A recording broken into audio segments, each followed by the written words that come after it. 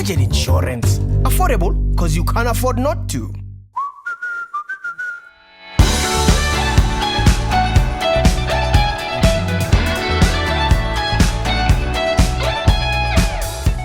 Hello and welcome to another car review on Cars.co.za. Now before we start, remember that Cars.co.za has the largest selection of used cars in South Africa right now on our site. You'll find us at Cars.co.za because the brand is the URL, you know.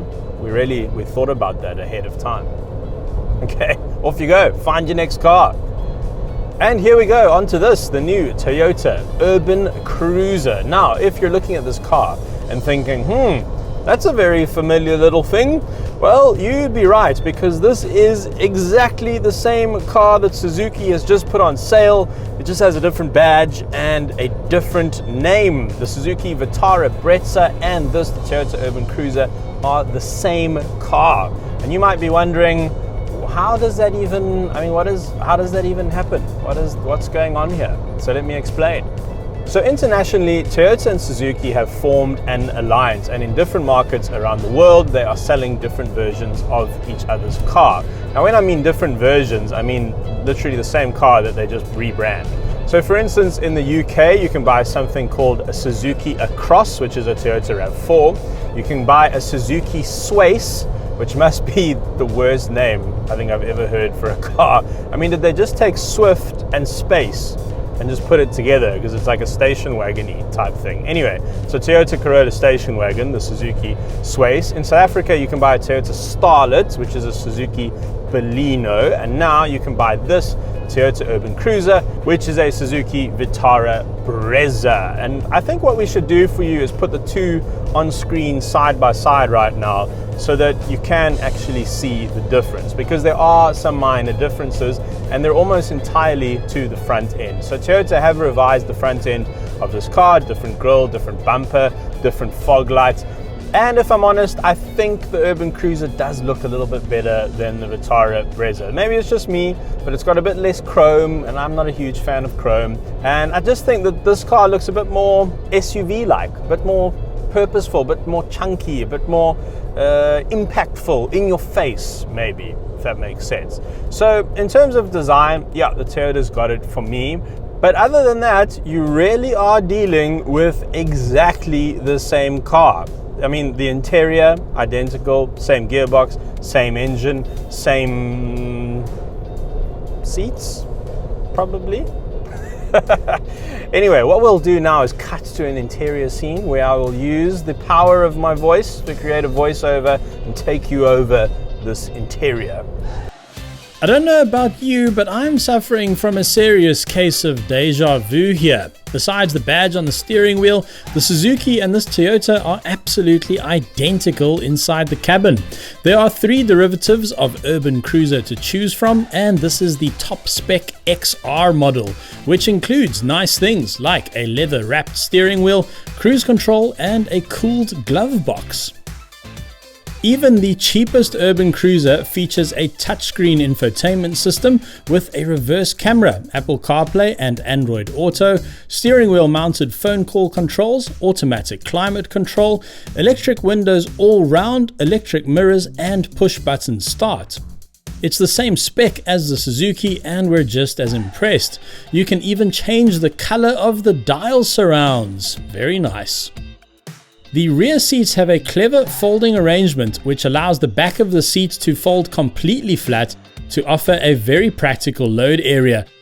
And underneath the boot floor is a full-size spare. Rear legroom is perfect for kids, but adults over 6 foot might find it a little cramped back there. Now, I think Toyota have scored a good deal here. I really do. I think Suzuki makes cracking little cars.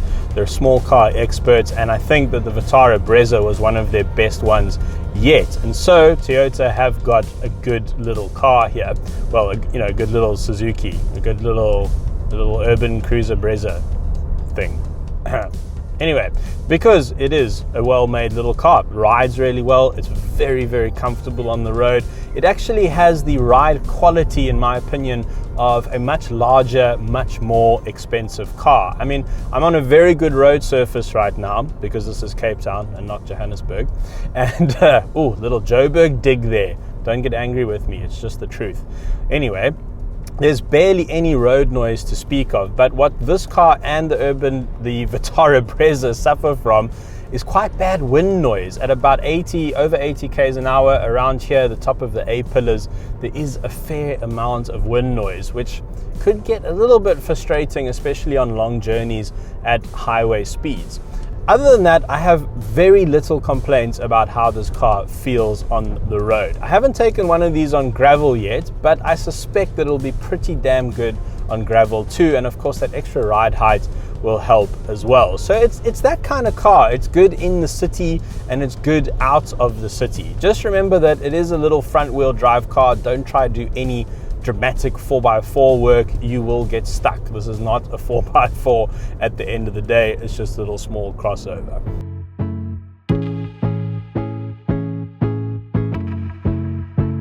In terms of the engine, same little 1.5 litre 4-cylinder that you find in the Suzuki. Same power and torque. It's not too bad, maybe a little bit low on torque in my opinion. Nothing to worry about though. If you prefer changing your own gears, of course you can get a manual and save yourself a bit of money. I'm driving the auto today, which I'm finding is perfect. I prefer autos for city driving, that's for sure. You don't have to worry about clutch control. What Toyota is also benefiting from here is the fact that Suzuki has some sort of voodoo magic when it comes to fuel consumption and their engines. Of all the cars I ever test drive, Suzuki's almost always have consistently the best fuel consumption. So they claim 6.2 liters to the 100 for their little Suzuki car, the little Suzuki Brezza, and in here I'm achieving much the same. And 6.2 to the 100 for a car of this size and with this sort of power and torque is a really impressive figure. And I reckon if you drive really carefully, and especially on long roads, you will probably get under 6, and that's pretty damn cool. That's like 5 liters to go 100 k's. That's rad. I'll take that. So let's get to the consumery advicey bit of this review. Now, Toyota is quite well known for making pretty good cars, but offering pretty terrible warranties and service plans. And that is the case with this car. Both the warranty and the service plan are shorter than the equivalent Suzuki. Service plan in here, 3-year 45,000. In the Suzuki, it's 4-year 60,000. And warranty, 3-year 100,000. In the Suzuki, it's 5-year 200,000. The thing is, however, that Toyota will allow you to extend the warranty at point of purchase. So we phoned a dealership and asked them how much that is. And for the measly sum of 3,750 Rand, which is like the price of a good night out, really, or like not a great night out, you know, like a decent night out. 3,750 Rand, including VAT, which you can add to your finance. You can extend your warranty in your urban cruiser to 6-year unlimited kilometers. That is phenomenal. And it just shows you how much confidence Toyota has in Suzuki's products.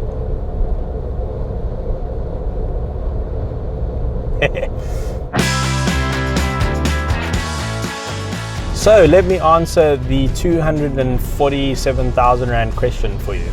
Should you buy a little Toyota or a little Suzuki version of the exact same car? Well, it might just come down to looks. Because they're mechanically identical, you really can't go wrong either way. So looks are subjective, I'll leave it up to you. As I said, I think I do prefer the looks of this little Toyota, but that could just be me. Then I suppose another thing to consider perhaps is dealer network, and that is where Toyota trumps Suzuki. So Toyota has about 200 dealerships in South Africa.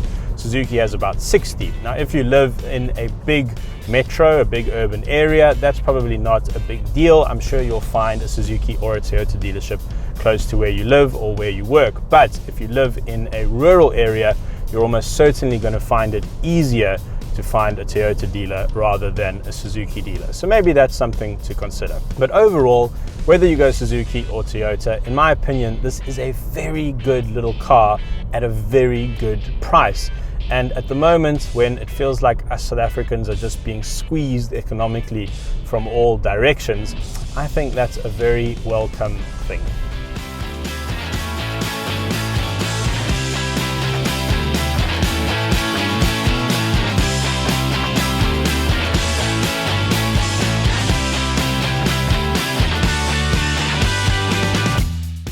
Thanks very much for watching. If you've just watched this video but you haven't yet subscribed to our channel, you absolutely should do that immediately right now. Click the subscribe button. It's a good idea for a bunch of reasons which I actually don't have really a lot of time to go into. But it's good. It's a good idea. Excellent. Thanks for watching. I said that already. Budget insurance. Affordable because you can't afford not to.